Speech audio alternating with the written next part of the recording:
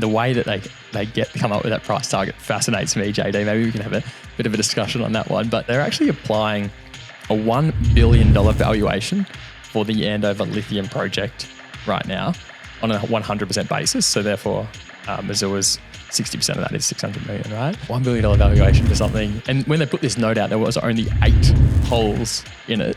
A $1 billion valuation for something with 8 holes is pretty remarkable. Pretty remarkable. And straight away, I think 1 billion, 8 holes is not an awful lot of holes. Big dog. I used one of my little credit card tickets. So all that bloody spent money is gone to use. Oh, beautiful. Wait, so you're in the Qantas lounge, you're flying out. Are you taking carry-on or a suitcase, mate? Mate, I got the suit in the suitcase. I've got 2 suits. I haven't even bought a bloody set of trousers, tracksuits or thongs with me. I'm like, really stepped up my standards. No, I don't believe you, mate. I would have thought you'd be a carry-on only kind of bloke. The only reason you'd take a suitcase is if you were taking a carton of export with you as well or something. What's going on there? I've got the RMs on. Yeah. I've got, mate, I'm tell you what, I've been getting a few looks from all the women in here. So the missus knows it's dangerous sending me out looking like this. So mate, tell the money miners, what are you getting up to over the next couple of days? We're going to try and phone you in each day and get a little bit from you. But you know what are you doing? A day in the life, eh? Well, okay. So the PC version. So I'm heading over to the Gold Series, two luncheons in Melbourne and Sydney, and I'll be doing a roving mic and liaising with all the investors and the money miners, but let's be honest, I'm going for 3 days to get shit-faced at all these events and wheeling and dealing at the pubs till midnight. So that's exactly what. So this is going to be, in the next 3 days, the best version of me you are going to see. So from here on in, she's going to be going nothing but downhill. Well, you're looking all right so far. It looks like you've had a shower. Your beard's in good shape. I'm a bit curious to see what happens to you over the next couple of days. So we're going to have to get a bit of a video call with you each day. But no, that's going to look like, I reckon tomorrow I'll be looking at probably tomorrow afternoon I'll be like something like that. And then by the time on Friday I'll be probably something like that. So, mate, I look forward to it. I can look up State of Origin tomorrow night, so there's a chance I'm going to get my head punched in Melbourne City. So I'm going to be going off the tits. So whether I make Friday, I had to change my flight on Thursday because I'd be going out at 8 o'clock in the morning after Origin. So that was just a bloody recipe for disaster. So I need a bit of a transfer. Anyway, you boys missing me or what? Mate, absolutely. We're bloody it's going to be interesting to see who opens the show today. Yeah, who's going to roar in with the righto? Are you going to attempt the shrine intro? Oh, I reckon JD will. I think Trav's got it in his locker. We'll see how we go. Right, I want one from each year's, and I'm going to do a rating. That's it. We've got a few days to trial it. Mate, why don't you give it one over the phone right now and we'll play that at the front end and then we'll have to replace it in the following days. In the Qantas lounge. I don't want to get kicked out of the Qantas club. I'll never get to come in here. So, I want one of you to direct traffic and do the intro each day, different one. And I'm going to rate his, to see because, and I need a right hand man. I've got to figure out who can have annual leave and who can't. So, all right, mate. Well, speaking of, boys, I've got to go get some hummus and olives and some red wine and shit. So hook right in. Yeah, I'll keep you posted. Look forward to chatting through the week. All right, mate. Looking forward to it, mate. Enjoy that Qantas lounge. Have a good one. Will do. See you, money miners. Hooroo. Righto, money miners. Here we are. Wait, it's g'day, money miners. It's not righto. No, he says righto every single time. G'day, money miners. And then it's righto. It is. So righto is the segue, but he always opens with a g'day. This, mate, you failed in your first go. No, I reckon, listen back. I reckon he says more than half the time, righto, straight up. Nah.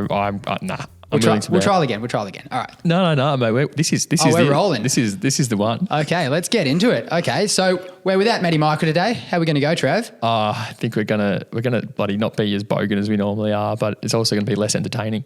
That's right. So for those that didn't catch it, Matty Michael is away at the Gold Series. He's over east in Melbourne, in Sydney. So if you're over there, get in touch. But we're going to give it a go without him today. What do you reckon?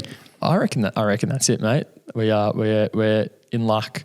So we've got quite a bit of news today. No deep dive, so we're just going to break down and give our thoughts around a number of different stories. So we'll take it from the top. Navarre. I'm not quite sure how you pronounce this one. Oh, mate, let's give a hint. So the money miners only listen at the front end, get a bit of a glimpse of what we're going to talk about. Navarre, we got news out from. Leo Lithium, we got news out from. Latin Resources. Thick in lithium territory. Talga. Azure, Regis, and BCI Minerals. So there's a bit there to talk about. If you care about those companies, stay tuned. That's it. A bit of ground to cover. So let's get into it. So Navarre, not great news for current shareholders or likely soon to be former shareholders. So if this one rings a bell, they had the Mount Carlton gold mine in Queensland. Now they got this one off Evolution a few years back, and there was a bit of a cash and stock sort of deal, and they were still paying down bits and pieces. So they have appointed BDO, voluntary administrators, last night, I think, and they'd been in halt for a bit over a week now. So just following the company, they'd lost about $9 million from operations in the financial year up to the latest quarterly report, which was in March, and they had $8.1 million in cash.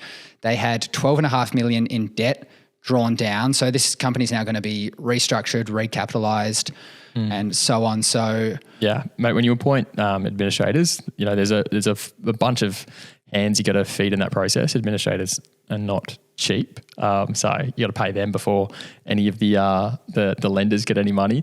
So mentioning those lenders, there was Glencore, and they were in before Lind, who came in about 3 or 4 months ago. Do you know them? Well, so yeah. You look at that $12.5 million debt, US $5 million to Glencore, but then there was Aussie $5 million to Lind Gold Fund Group. I'm not familiar with them, not JD, but New York-based group. But I flicked through their announcements to try and sort of deduce where that money had come from and why it'd been sort of classified as debt. And there's an announcement that they put up in March where ultimately they say that Lind was committing to a staged placement. And basically what Lind did is they prepaid $5 million to Navarre in exchange for shares to the value of $5.6 million that they would receive over time, over a period of 24 months. And in that agreement, it basically said that Lind did not have any security over the assets there. So I'm kind of curious where that $5 million fits in the whole preference stack that will kind of unfold by administrators here. Yeah, absolutely. That stage placement, bit of a funky one. So as a side note, we saw the technical director resign the day they went into suspension, I believe, I think on the 9th of June. Yeah. As a side note for the money miners, not a good sign is that obviously there's nothing you could have done as a shareholder. The stock was already in halt. But when the technical director resigns, it's just something you should really be looking into and seeing, hey, what's going on here, hey? Yeah, it's the exact opposite of a vote of confidence. It's a bit of a strike against. Yeah. Now, one other thing that just sort of springs to mind, we're at all-time record gold prices. We're at 3,000 Aussie dollars an ounce. So, I mean, the first thought is how do you go bankrupt in that sort of environment? Is the Aussie gold price going up faster than cost pressures? And I think that's the question, right? We saw a tweet out from Aaron Colleran, who's running AIC Mines. And had a long history at Evolution as well, so the company that vended in this asset. Yeah, Aaron, he put out a tweet just a few days ago, I think it was Friday last week. He goes, Aussie dollar gold is trading at all-time highs, but the receivers remain busy, question mark. FTI with Kirkalocka, Hold Chadwick with Ballarat, and McGrath Nickel with Lorena. Not easy to make money from a gold mine. And Christy Batten at Mining News, she comments, don't forget Walloona. And now we have another one to add to, Navarre. Yeah, another one to add to the list there. So I think the summary is a lot of debt, poor reconciliation, recoveries, and high costs. That'll be the answer. That's what kills a company, hey? Good for administrators, mate. Yeah, well, they've got to put food on the table too. Buy shares in the administrators and receivers. That's it. So Leo Lithium, we're back onto lithium. We've only covered it for about 4 days in a row, but why not keep a good thing going?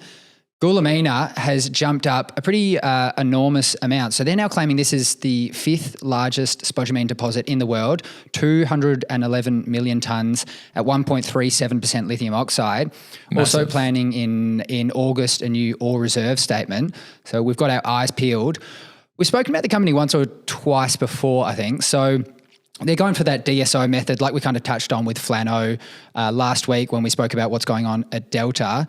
And yeah, it's quite of an interesting one to follow. So that'll be followed shortly afterwards by spodumene concentrate being shipped in the first half of next year. But that obviously that DSO coming in later this year should just start to bring in some revenue. And for the money miners out there that love seeing these projects being built and they're a fan of all the pictures, check out their last presentation, just stacked with pictures. You can see it all sort of coming together there. Like obviously you want to dig into the details a bit more, but it looks like they're progressing things quite well in Mali of all places. Mali. Oh, you'd love to be building a mine in Mali, JD, wouldn't you? Yeah, so jurisdiction pops up and it's an interesting one to follow. The people we spoke to, they were saying not too long ago, like the discount they're getting is just too much. They're getting just enormously discounted because they're in Mali. And now that sort of rhetoric's kind of changed. Now it's like, people aren't applying a discount to the stock, you know? Now the share price has jumped up 120 odd %, but it's not jumped up out of nowhere. They've had some really good news, you know, come together. We spoke about a couple of weeks ago, the funding come together. So that looks like they're fully funded now. And when we spoke about it, we highlighted that was done at a premium. So I always love to see financing sorted at a premium. To your point on the jurisdictional discount there, I saw some kind of intelligent analysis done by a guy on Twitter called DGDGDM_. And he's basically compared Leo Lithium with Liontown and Core, obviously the latter two being Australian projects, but they all 100% own their respective projects, right? And single asset lithium developers. So, an interesting sort of 3 companies to compare. And the way that he sort of looks at this relative valuation question, what he does is he's normalized the project NPVs of the 3 of them to the same lithium price. And then what he does is he shows what percentage the current enterprise values of the respective 3 companies trade as a proportion of that project NPV, that normalized project NPV. So he's trying to do an apples for apples comparison between the 3. And on his numbers, you've got Leo there trading at 36% of its normalized project NPV versus Core at 293% and Liontown at 160%. So that discount, it's kind of, I think of it as a bit of a pseudo price to NAV ratio, back of the envelope sort of price to NAV ratio. But that kind of analysis still shows there is that pretty substantial jurisdictional discount happening there. Yeah, that's pretty wild. So for people following the stock, there's a few things we're looking out for to see, just boxes we'd like to see them check over the coming months. So I want to see them appoint contractors. The company's flagged this already, but obviously things are progressing quite rapidly and they need to appoint the contractors for mining, explosives, and quite importantly, trucking. And we wouldn't mind seeing a few other, potential alternatives for the trucking options that they have. So right now they're in Mali, obviously where the deposit is, and they're going to be trucking stuff over 1,000 Ks to the coast in Ivory Coast, so to Abidjan. And they've mapped out a couple alternatives. One would be to San Pedro, which is slightly shorter, also in the Ivory Coast. But just to cover all bases, they've also spoken about trucking to Dakar, which is the capital of Senegal. And yeah, these are not truck trips through the countryside in Western Australia. The 1,000 Ks to get sent to St. Pedro is a 3-day journey and there's a lot of trucks going out. So from a number of different angles, we just want to see them be quite across it, see, if they're not getting the port rights at one port, whether they can go ahead and just send the stuff elsewhere. So a few things to look out for, but if it all goes well, should be seeing revenue by Q4 of this calendar year. The market liked it, right? The share price is up today, you said, JD? Yeah, like we said, up over 100% over the past couple of months and just, kicking on, I think, over another 10 or so % today. Fascinating, mate. More lithium, Latin resources. That's it. So big headline, 241% resource increase at the Colina mineral deposit. So I think we've spoken about them once before. This is a hard rock asset in Brazil. So South America, but it's not a brine. It's a hard rock asset. Now, their project sits at 45 million tonnes at 1.34%. And they've got 8 rigs churning away. So they are keeping busy over there. And this makes me think, in line with the past couple of things we've said, in line with the last 4 shows we've had, there's a lot of lithium news going on lately, isn't there? A lot of lithium, developer/exploration news. It seems like there's a lot of companies building up these, mineral resource inventories of similar size looking mineral resource. That 50 to 100 million tons. It really looks like there's no shortage of lithium out there. Hey, that's lithium projects, that is, not lithium production. Yeah, that's right. I think there's a lot of work that goes into converting these resources into mines, and a lot of technical expertise required for that to happen. And the cost pressures we've seen lately as well. Exactly right. Just compound that. So another interesting facet of this that you sort of pulled up before, they're not really trading up on the day. They've ticked up 10% and then they're down again. What do you sort of reckon of that one? Mate, just fascinating, right? Opens 10% higher on the news and then gives all those gains away. Mate, buy the rumor, sell the news. But that's the old one, hey?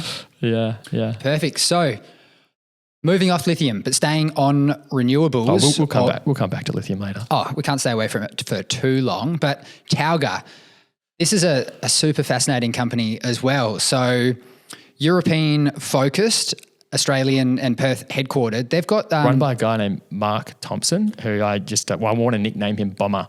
I don't know if that's appropriate or not, but I like it. And another thing notable is that he has, I think, roughly 5% of the company. So he's got strong alignment to get this project going in the right direction. Yep.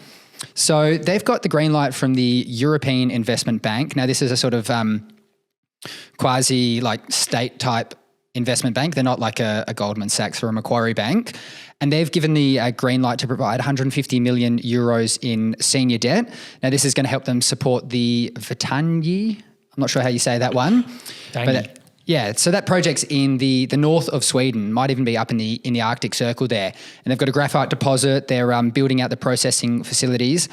And what I think we touched on when we last spoke about this is that there's a lot of incentives in Europe to not only mine the assets, but also produce them and have them go all the way to the OEMs and the car manufacturers, all being done in Europe. So given that a lot of graphite goes through China at the moment, and then the car manufacturers have to go to the Chinese makers and buy it, I think there's a lot of incentives if the Europeans can greenlight the project all the way through for this company to get to that end mark. So they're looking to produce 19,500 tons of what in my interpretation is graphite. They call it green anode, which who knows what that really means at the moment. Well, I think there's a bit to unpack with what Talga is producing. They're doing things a bit differently to your usual graphite developer. And graphite in itself is a complicated space, which I'm not sure where we can even cover in 5 minutes. There's a lot to unpack there. But you said, and you had a bit of an eye on how the stock had performed today. What's going on there? It's up 7%. So positive confirmation. I think, we got a friend of the pod, Maturing Minerals, and he tells us that we should really wrap our head around silicon anodes. He sort of pointed us towards, there's this segment of Talga that's looking at them. But even for Talga, they're not front of mind. He reckons they're absolutely roaring in China and will displace, graphite and battery tech. So, I don't know how much merit to hold to that, but there's a bit in that graphite anode space to wrap your head around, and it's a bit of a space that's riddled with the cloud of Syrah in a lot of ways, and the lack of success at Balama, etc. And there's a lot of bulls in the graphite market and a lot of skepticism in it as well. I think Talga's doing things a little bit different. It'd be good to kind of unpack that a bit more in a later episode. But yeah, absolutely. So Regis, going into gold now, they came out with their annual ore reserve and mineral resource statement. So group reserves at 3.6 million ounces and resources at 7 million ounces. Now this is all dated to the end of last calendar year, that is, but we wouldn't always pull apart an updated resource and reserve, but I think this one we wanted to open just because it's fresh in our minds that that a lot of gold miners might not be replenishing their reserves. After our chat we had with Keeney the other week, he was sort of indicating that that it's easier to acquire ounces than it is to add more in your 100%. Like on that theme, I don't think the announcement read too well today, and I think they're somewhat deceptive. They put a bit of spin on that on the first few sort of points there, but I mean, just nice and simple. Let's read out a quote. Increase in ore reserves of 210,000 ounces was offset by calendar year 22 depletion of 510,000 ounces, and revisions to the reserve model assumptions taking off another 240,000 ounces. So yeah, they use the word increase in one of those first points, but like this is not an increase. It's gone from 4.1 million ounces in reserves down to 3.6 million ounces in reserves. So, and it's a similar story with their mineral resources as well. So yeah, marginal out of new reserve there, but they're losing a lot in both depletion and just a revision of the model. So I think that theme is really, coming to fruition here. And I think that will probably incentivize more M&A down the track as well. Yeah, absolutely. And especially given the sort of divergence in valuation we're seeing at the moment between what the companies that are producing and the developers and the explorers are getting valued at, the sort of environment is kind of coming together for a bit of M&A, don't you think? Yeah. And in Regis's case, you saw them remodel the resource in a way where it was considering a lot of prior material that was in an open pit plan to be an underground plan now. So there's a focus on just getting more of the high grade and less of the maybe higher cost but low grade stuff. Margin over ounces, hey? Margin over ounces. Yeah, so it's just revisiting the cost economics a little bit of some of the mineral resources that are out there in the market. Yeah.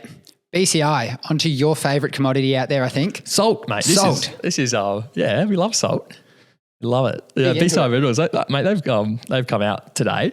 And obviously BCI Minerals, they're developing the Mardie salt project, which is currently under construction.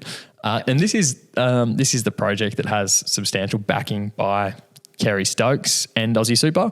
It's up near Shark Bay, isn't it? It's Mardie, yeah. Yeah. I mean, we've talked about them in the past. And like every developer out there building something at the moment, they've signalled substantial cost pressures. Today we got some solid numbers on what the new costs and timing are versus the announcement that came to the market a few years ago when they announced FID. So CapEx, including contingency, that's up from 1 billion to 1.6 billion, and first salt shipped is now set for the second half of calendar year 2026 versus 24. Looking at the stock today, it's relatively flat, even up 3% at one point, gives me the sort of indication that this was kind of priced in. Like you said, they haven't actually updated the market in quite a while. So I think just my interpretation is that the market had anticipated and they had given some sort of funding updates, more on the side of like that they're good for funding. There was, I think, another 60 million when we spoke about it a little while ago that came together. Yeah, there was a convertible that sort of just bridged things from a timing perspective a bit. I mean, I think what you see in the share price movement today is the market is relieved that there's some new numbers out there. The numbers are probably in line with what the expectations were.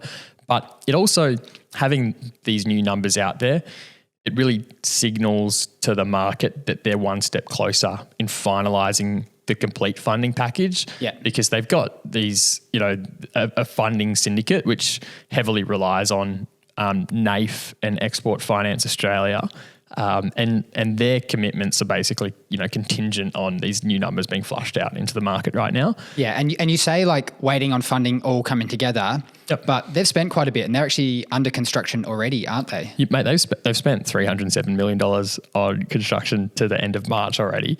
But what they're saying now is that the project debt financiers, so NAIF, Export Finance Australia, other banks, previously they were signalled to come together for over $750 million total. They're expected to execute documents in Q3 this year. So, and then they say the equity will sort of come together in Q4. So there's a lot of more money to come in order to get this project fully constructed, right? And I think like this cost escalation, it actually it comes off the back of 2 weeks ago, we saw K&S. Now, K&S, they're a German chemicals company capped at €3 billion. They've been looking to build what they call the Ashburton Salt Project near Onslow for quite a while now. It's been stuck up in environmental approvals for a while, but 2 weeks ago they said the cost would be $850 million now, and that's up $400 million from a number that they released last year. So costs going up, mate. Heavy. Okay, now back onto our favourite topic, lithium. All right. So Azure, they have had a monster run the last week or so. So they're up, I think they've doubled. They're over 100% up since, I don't know, 10 odd days ago. So for people that haven't sort of caught on to this flyer, they've got the Andover project up in the Pilbara. So not too far from Karratha, actually. Ticker AZS. Yeah. And they were, I think like we'll unpack on the market for nickel and copper, but it's the lithium that's really got the market excited, hey? Yeah, mate. Pretty fascinating one. They've put out a couple of new results from the drill bit today. 112 metres at 1.05%, 52.5 metres at 1.36%. So the really fascinating thing to me about this company, JD, is earlier this month, it had a market cap of $200 million and now it has a market cap of $450 million. So that's, $250 million of value creation the market's ascribing, to these recent results from the Andover Lithium Project at the moment. And largely that's because the area where these drill results are coming from right now, they only got heritage clearances to drill there on the 23rd of May. So they went heavy on some drilling there. The assays are coming in now and they're releasing them in this area that they believe to be high priority lithium targets where there's a bunch of outcropping pegmatites. Okay, so like we sort of touched on, the focus was on nickel and on copper. So is it beginning of this year that lithium starts to really come into the story?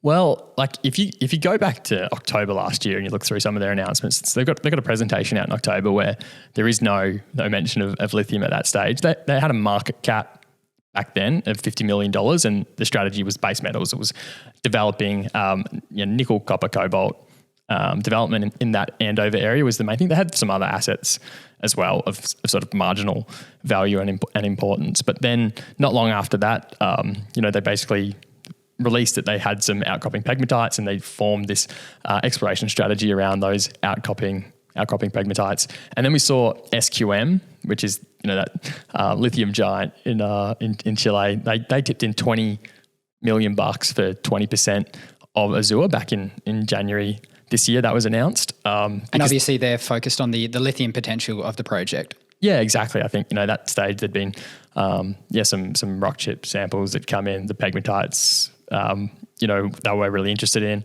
and Azure's just sort of started drilling that area recently, right? And I think I'm curious to try and back solve out what is the, based on this pretty interesting market cap of Azure right now, what is the market ascribing to the value of this Andover Lithium Project, let's call it.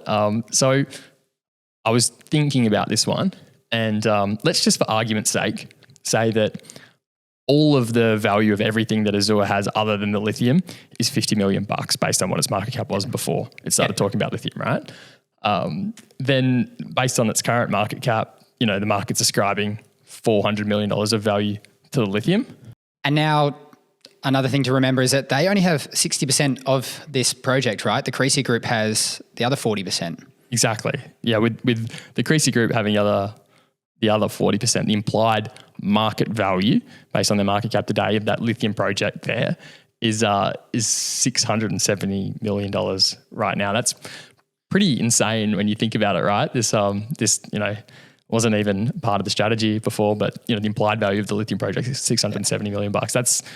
There's only 25 diamond core holes and 15 RC holes completed here, 40 holes total, right? But there's only assays back from 12 of those. So that's $670 million of value creation from 12 holes. That's a lot. I mean, we've seen this a bit lately. I think of WA1 as well. So obviously on the show we had Emmanuel Dat and Bogan. Yeah, and I put the question to them: how do you kind of back solve value from just a handful of holes, right? It's something that I get really fascinated with. Like if there are any fundies out there that can walk me through the valuation for Azure, I'd love to sort of hear their back of the envelope thinking on this one. And I think how you back solve value, it has a lot to do with the potential scale of things, right? Yeah. When there's blue sky upside, everyone gets a bit excited. I think a way in which some of them would describe it is the sort of asymmetry of the bet. They're saying for the potential downside, what you could be potentially looking at on the upside is, a Pilbara, a Liontown, a Mount Holland, one of these type of things. Yeah. And they think, it might be worth it because the upside is just that great. Speaking to what that upside could be, we saw this commentary come out from George Ross at Argonaut this morning. He says, the Andover project is spotted with pegmatite outcrops that are separated by transported cover. Drilling indicates that these outcrops represent large pegmatite bodies at depth. In our view, the greater Andover pegmatite field has the potential to host hundreds of millions of tonnes of resources. Hundreds of millions of tonnes. So that really sits in line with some of the commentary we saw from the company as well, saying there's just hundreds of outcropping pegmatites. Yeah, and they're targeting something of pretty significant scale there. Pretty bullish commentary. And Euros had a note out as well, I think. And this is fascinating, right? Euros, they've got a spec buy on this one, including a $1.70 price target. And the way that they come up with that price target fascinates me, JD. Maybe we can have a bit of a discussion on that one. But what they do is they're actually applying a $1 billion valuation for the Andover Lithium Project right now on a 100% basis. So therefore, Azure's 60% of that is $600 million, right? $1 billion valuation for something. And when they put this note out, there was only 8 holes in it that were assayed back. So a $1 billion valuation for something with 8 holes is pretty remarkable. It's like you said, pretty remarkable. And straight away, I think 1 billion, that's a pretty round number. Yep. 8 holes is not an awful lot of holes. It just gives you the impression that there's got to be a few rules of thumb and that type of analysis being done here. And to the defense of the Euros guys, they're working with pretty limited information, right? Yeah, they disclose it as super speculative, rule of the thumb valuation. So I think we should take any price target with that sort of just disclaimer involved. But even the way that they kind of come up with that number, it's a bit intriguing, right? They've put out this bit of analysis where they have a rule of thumb for early stage lithium valuations. And what they say is every 50 million tonnes of potential spodumene resource is approximately between $400 and $600 million of exploration value. And every 50 million tonnes of resource that has a clear pathway to production increases to $750 to $1.5 billion of speculative development value. So obviously they're using a kind of, midpoint between that second number, between the 750 and the 1.5, to roughly get the 1 billion. And another point that stands out is a clear, pathway to production. So the Andover project is in a pretty great spot. It's in WA. It's got a road not too far from it. It's got towns, Roebourne and Karratha very close. They've got airstrips there. They've got a port, I think within 50 odd Ks. That is a great surrounding infrastructure to have a project. If you could dream something up, it'd be pretty close to that, I think. So that lends a bit of support to the valuation, not justifying it. But I think these rule of thumbs, we're making a rule of thumb in a bull market for lithium, and you see this chart in Euros, they basically deduce this rule of thumb by comparing a spodumene ore reserve to gold producer per annum ounces. It's and they recognise that different commodities, one's production number and one's a reserve number, but it's kind of one of those equivalents you see, I think, pop up at a very certain point of the market that maybe you reflect on at a later point in time and think, should I have drawn that equivalency? That's how I think when I look at it, because what we're seeing here, JD, and we touched on this, is very early stage lithium companies having insane valuations right now, absolutely mammoth valuations at the exact same time where undeveloped gold ounces in the ground can't catch a bid. Completely agreed. The way you framed it in, bull market type analysis is quite great. It kind of makes me think of the way tech companies were sort of viewed, a year or two ago, and also around the .com sort of crash, where it's not, on any sort of earnings, but they're getting valuated on clicks on the profile or website visits. And all of a sudden that becomes, a valid metric to value a business on. Yeah. Yeah. It's interesting. We'll watch it. And I mean, so the Azure call here, it's come from Scans, and he's had a pretty good call on PMET. He called that early, and now Azure. So he's coming off a hot run. So look, yeah, we'll keep watching Azure. It's a good story for people who've been in it so far, and it looks big and promising. My query is just more to the relative valuations between like explorers versus producers. And you look at Linetown, right? Like in that case, they're a developer, net producer, but Linetown now has an EV. It now has a market cap that is literally only 50% of the EV of Pilbara. That to me just seems remarkable at sort of face value, doesn't it? That is crazy. Comparing a company that's, unfortunately had to 4 times increase the cost of getting the thing built to a company that I think has like $2.5 or $2 billion in cash. It's pretty crazy. So we're not going to have to wait too long with Azure. I think they've got 4 rigs there. They're looking to get 5 or 6. 5 to 6 going forward. Yeah, I mean, they're going absolute ham at it. And we're going to get assays pretty soon for those remaining holes. Obviously, we said they'd poked 40 in. So only 3-week turnaround time, they're saying. So it's bloody Operation Swiss cheese up there, mate. But there's another one. Love it. All right. Yeah. I think we did all right with that, Matty. Yeah, mate. I thought it was good. Good one. We'll keep working on it. Yeah, that's it. Hoodaroo, money miners. Hoodaroo. The information contained in this episode of Money of Mine is of general nature only and does not take into account the objectives, financial situation, or needs of any particular person. Before making any investment decision, you should consult with your financial advisor and consider how appropriate the advice is to your objectives, financial situation, and needs.